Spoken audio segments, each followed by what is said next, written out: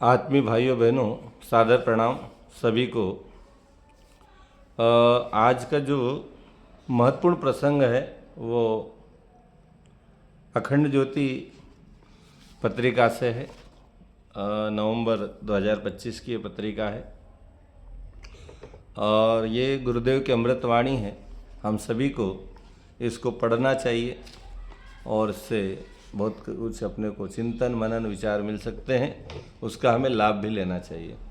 आत्मीय भाइयों, हम सभी इस बात को लेकर ज़्यादा विचारशील बने कि युग ऋषि के जो विचार हैं वो आज के इस दौर में बड़े ही महत्वपूर्ण हो जाते हैं। जब आज का दौर किस दिशा में जा रहा है, धर्म तंत्र का जो स्वरूप है वो किस तरफ जा रहा है। आज धर्म में प्रदर्शन, दिखावा, होड़ इसकी भरमार हो चुकी है। श्रद्धा, आस्था, विश्वास, पवित्रता ये सारी चीज़ें पीछे छूट गई है। तो इस दौर में हम अपने जीवन को शानदार बनाने के लिए अखंड ज्योति का नियमित पाठ करते रहें। पावन अखंड ज्योति किस प्रसंग में युग ऋषि लिखते हैं कि राजा पुरंजय ने राजसूय यज्ञ किया। इसमें उन्होंने अपने देश के विभिन्न ऋषि मुनि, महात्माओं, संतों को, पंडितों को, आचार्यों को बुलाया और प्रजा की सुख समृद्धि के उद्देश्य से आयोजित यज्ञ में विधि विधान से आहुति दी जाने लगी। यज्ञ की पूर्णाहुति का दिन निकट आया। पूर्णाहुति के दिन महाराज, महारानी, राजकुमार परिवार सहित यज्ञ मंडप में विराजमान हुए।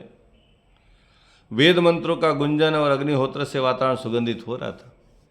अचानक एक किसान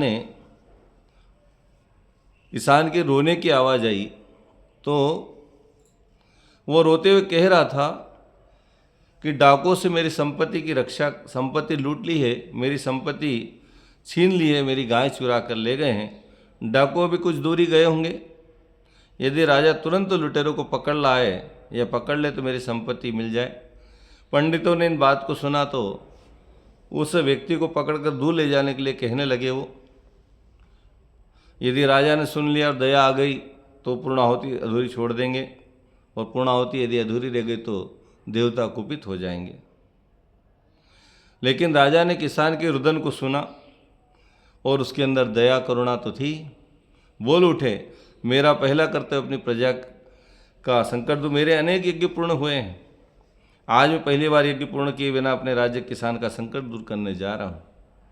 ऐसा राजा पुरंजय बोले। तभी साक्षात यज्ञ भगवान, यज्ञ पुरुष यज्ञ कुंड से प्रकट हुए और बोले, राजा, आज की ये परीक्षा थी कि वे अपनी प्रजा के प्रति कर्तव्य का पालन कितनी ईमानदारी से करते हैं या नहीं। राजा, इस परीक्षा में तुम सफल हुए। उन्हें अब इस यज्ञ के साथ जो अपने कर्तव्य का निर्वहन किया है उस कर्तव्य को पूर्ण करने के बदले में आपको 100 यज्ञों का पुण्य प्रदान किया जाता है। और उन पर यज्ञ पुरुष ने साक्षात आकर आशीर्वचन पुष्प वर्षा की, आशीर्वाद दिया और उन्हें आशीर्वाद देकर वो अंतर्ध्यान हो गए। भाइयों बहनों, ये जो प्रसंग है ये हमें ये बोध कराता है कि आप कितना धर्म करते हैं, कितना कर्म करते हैं, लेकिन क्या हम जहाँ हैं, जिस पद पे हैं, जिस ड्यूटी पर हैं, उसको ईमानदारी से कर रहे हैं क्या? आप यदि एक शिक्षक हैं तो क्या ईमानदारी से अपने स्कूल जाकर बच्चों को पढ़ा रहे हैं क्या? आप एक ऑफिस में वर्क कर रहे हैं, क्या उस ऑफिस में आप समय पे ड्यूटी दे रहे हैं?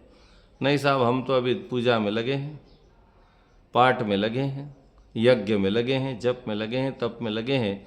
ड्यूटी अधूरी छोड़कर, ड्यूटी को हम साइट में मानकर और अपने कर्तव्यों का निर्वाह न करते हुए केवल भगवान की भक्ति करने लग जाएं तो भगवान खुश होने वाला नहीं है। राजा ने यज्ञ छोड़कर जब उस किसान की मदद करने के लिए वो खड़ा हो गया तो यज्ञ पुरुष स्वयं प्रकट होकर आशीर्वचन देने लगे। भाइयों बहनों, धर्म का सच्चा और सही स्वरूप यही है कि हम जहाँ हैं, जिस पद पे हैं, जिस ड्यूटी पर हैं, जिस कार्य के लिए नियुक्त हैं, उस कार्य को कितना ईमानदारी से करते हैं। यदि वो हम करते हैं तो फिर हमारे लिए सारा पूजा, हमारी सारी पाठ, हमारा सारा यज्ञ, हमारा सारा जप तप सब वहीं पर हो जाएगा और वही सफल होगा और यज्ञ पुरुष वहीं प्रकट होकर हमें आशीर्वाद देने लगेंगे। अन्यथा यदि हम ऐसे ही कर्तव्य की अवहेलना करते रहे तो आप अभी तो आपका कुछ होने वाला नहीं है, क्योंकि आप गवर्नमेंट जॉब में हो सकते हो, ठीक है साहब, धक रहा है, लेकिन भगवान के यहाँ आपके एक एक कार्य का हिसाब लिखा जा रहा है और ये जो ड्यूटी की अवहेलना आप कर रहे हैं और बदले में उसका पूरा शुल्क ले रहे हैं हक के साथ, अधिकार के साथ, तो निश्चित ही आपको उसके परिणाम कई जन्मों तक भोगना पड़ेंगे।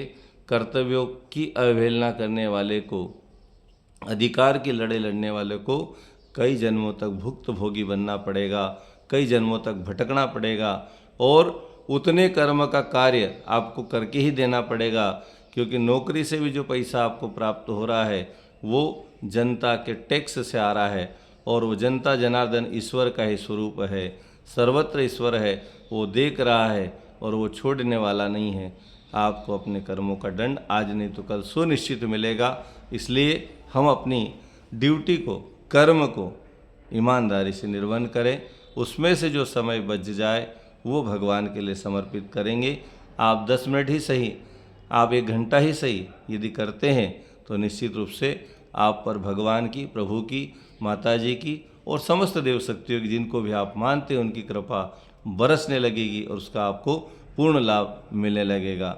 ये आज का प्रसंग हमें यही प्रेरित करता है कि हम धर्म कर्म में जितनी रुचि लें उतने ही अपने ड्यूटी और अपने पद और व्यवसाय या जो भी हमारा कर्तव्य है उस पर भी उतना ही ध्यान दें, तभी ईश्वर प्रसन्न होगा। भगवान उससे खुश होता है जो अपने कर्म के प्रति सजग होता है, जो अपने स्वधर्म का पालन नहीं करता है। धर्म का पालन करना अच्छी बात है, लेकिन स्वधर्म का पालन करना अनिवार्य आवश्यकताओं में गिना जाता है। उसका जो पालन करता है उस पर प्रभु की कृपा अवश्य बरसेगी।